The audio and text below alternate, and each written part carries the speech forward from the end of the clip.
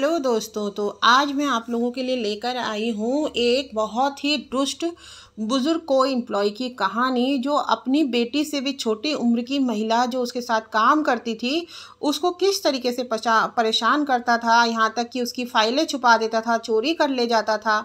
तो आज मैं उसकी कहानी आप लोगों को सुना रही हूँ और कैसे वो बुजुर्ग सुधरा।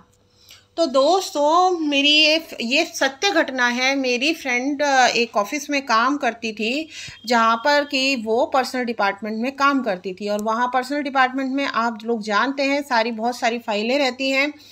बिना फाइलों के पर्सनल डिपार्टमेंट का कोई भी अस्तित्व ही नहीं है।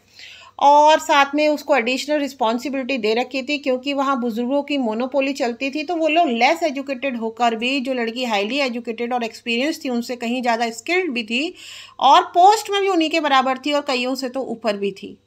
तो उसको उन्होंने साथ में डिस्पैच का काम भी और एक्स्ट्रा बहुत काम वो लोग देते थे। लेकिन क्योंकि उस लड़की को वहाँ पर सर्वाइव करना था, तो वो सभी लोगों के काम वहाँ पर करती थी।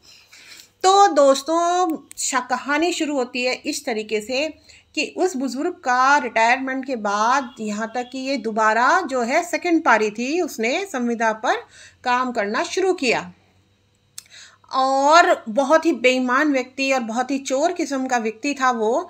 तो जब उसने देखा कि भाई मेरे पास तो ना डिग्री है और ना ही मेरे पास वो स्किल्स हैं, जैसे कि आजकल कंप्यूटर वगैरह सभी यंगस्टर्स को आता है, लेकिन वो क्योंकि बुजुर्ग थे, साथ में उस लड़की को टाइपिंग्स भी आती थी, हिंदी और इंग्लिश दोनों में। तो अब उन्होंने सोचा इसको हम कैसे फेल करें। और एचआर की भी उसको बहुत ज़्यादा नॉलेज थी, क्योंकि उसके पास डिग्री भी थी और प्राइवेट का एक्सपीरियंस भी था। तो जो बुजुर्ग था वो आए दिन उसकी फाइलें जो है चोरी कर लेता था या इधर उधर छुपा देता था, ताकि उस लड़की का काम खराब हो और समय पे उसका काम कैसे भी ना हो पाए। या तो इधर उधर रखता था तो उससे भी उसकी एफिशिएंसी खराब होगी, क्योंकि वो पहले फाइल ही ढूंढती रहेगी काम कब करेगी। और पहले ही उसको एक्सेसिव वर्क कई डिपार्टमेंट्स के उसको दे रखे थे, जो कि वो करती थी, क्योंकि उसको भाई उन लोगों के बीच में सर्वाइव करना था। उन लोगों का पुराना मोनोपोली थी, एक ही डिपार्टमेंट से सब लोग रिटायर हुए तो 40 साल का साथ, और कोई नया आपके साथ आया है तो आप जान ही सकते हैं कि नए आदमी को कुछ कन्फ्रंटेशन तो झेलना ही पड़ता है। तो उस व्यक्ति की जब फाइल चुराते चुराते उस फिर इतनी हद हो गई, बाद में जो हेड था वो भी उस लड़की को डांटने लगा कि भाई तुम ऐसी कैसे हो, तुम्हारी फाइलें रोज़ तुम इतनी लापरवाह हो, रोज़ खो देती हो।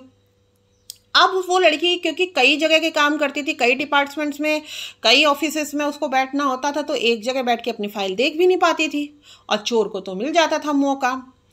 अब एक दिन क्या हुआ कि उसने ये सारी बातें, उसके ही ऑफिस में एक बुजुर्ग था अटेंडेंट, जो कि उम्र में उसके पिताजी के समान उम्र का था। उसने उनको बताया कि देखिए ये शुरू से ही चोर है मैडम, आपको तो इसी तरीके से इनके साथ एडजस्ट करना पड़ेगा। इन्होंने बहुत कुछ फैक्ट्री से भी गायब पहले ये करके खा चुके हैं।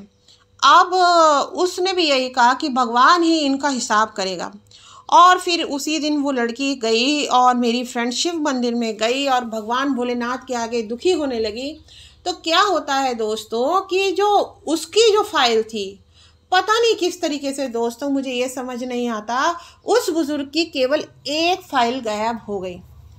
एक फाइल गायब हो गई तो उसको डाउट हुआ कि उस लड़की ने ही उसकी फाइल गायब कर दी है।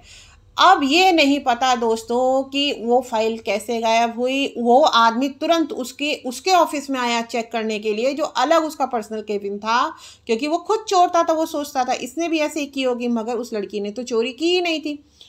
अब ढूंढते ढूंढते जब परेशान हो गया और सब बुजुर्गों के आगे उसकी बेइज्जती हो गई, सबने भी चारों तरफ देखा, सब लोग साथ देते थे क्योंकि पुराना साथ था, घाघ भी थे, कंपटीशन भी होता है कि हमसे होशियार है, 5 आदमियों का काम अकेले कर रही है, 6 आदमियों का काम अकेले कर रही है, स्किल्ड है, हमसे ज़्यादा एजुकेटेड है। लेकिन चोर और कोई नहीं था उस व्यक्ति के अलावा।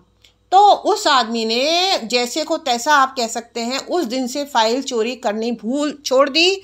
और दोस्तों बहुत ही जल्दी उस आदमी का इतना बड़ा एक्सीडेंट किया। भगवान मतलब कहते हैं ना कि फल देता है। जब कोई भोला है, तुम्हारी बेटी की उम्र का है, तुम्हारे सारे काम कर रहा है, जबकि तुम सेम पोस्ट पे हो, तुम लोगों से 7-8 गुना वो व्यक्ति काम कर रहा है, तब भी तुम उसके पीछे पड़े हो। और उस समय उस लड़की को दोस्तों मिसकैरेज भी हुआ था, तो जिसके कारण वो बहुत इमोशनली और मतलब फिज़िकली भी बहुत ही ज़्यादा बीमार थी। उस मिसकैरेज के बाद जो अबॉर्शन हुआ उसमें उसको बहुत दिक्कतें पेश आई। उस कंडीशन में भी वो व्यक्ति चोरी करने से बाज नहीं आ रहा था, क्योंकि वो सोचता था एक तो बीमार है और मैं परेशान करूँगा तो ये नौकरी छोड़ ही देगी, और कहता भी था जब मैडम आप बीमार हैं तो आप नौकरी छोड़ ही दीजिए। ठीक है दोस्तों, तो अब आप ये देखिए भगवान ने ऐसा हिसाब किया कि उसका इतना तगड़ा एक्सीडेंट हुआ ना दोस्तों, कि मतलब काफ़ी महीने वो बिस्तर से नहीं उठ पाया। फिर वो बैसाखी से थोड़ा थोड़ा चलने लगा, और बैसाखी से ही आज तक चल रहा है दोस्तों। ये 2017 की बात है और आज 2024 आ गया है, और उसके बाद जॉब करना छोड़ो, वो एक नॉर्मल लाइफ भी जो रिटायरमेंट के बाद होती है वो एंजॉय नहीं कर पा रहा है। तो कभी भी किसी भोले व्यक्ति को, अपने साथ में बीमार व्यक्ति को, दुखी व्यक्ति को, ईमानदार व्यक्ति को, मेहनती व्यक्ति को इस तरीके से परेशान ना करें, वरना ऐसा ना हो कि भगवान अपना हिसाब करे तो बहुत ही कठिन होता है वो हिसाब। और दोस्तों यहाँ मैं आपको ये भी बताना चाहूँगी, क्योंकि वो काम तो ज़्यादा करता नहीं था, बहुत ही थोड़े काम को दिखाकर वो, क्योंकि उसकी वो चलती थी, उसने 40 साल काम किया था और उसके पास खाली टाइम होता था तो वो ऑफिस में राम राम राम राम लिखता था। अरे तुम राम राम लिख रहे हो और भगवान हर किसी के दिल में है, उसको तुम इस तरीके से परेशान कर रहे हो, तो भगवान कैसे इस तरीके से प्रसन्न नहीं होते। लोगों के अंदर सौहार्द की भावना होनी चाहिए, सहयोग की होनी चाहिए। अगर सहयोग नहीं भी है तो कम से कम किसी का काम तो मत चुराओ, किसी के ऊपर वो तो मत लगवाओ, लापरवाही का क्या कहते हैं आरोप मत लगवाओ, और आप खुद ही उसकी फाइलें गायब कर रहे हैं। आशा है आप लोगों को ये कहानी बहुत अच्छी लगी होगी, और अच्छी लगी होगी तो कृपया करके मेरे चैनल को लाइक और सब्सक्राइब करें। धन्यवाद।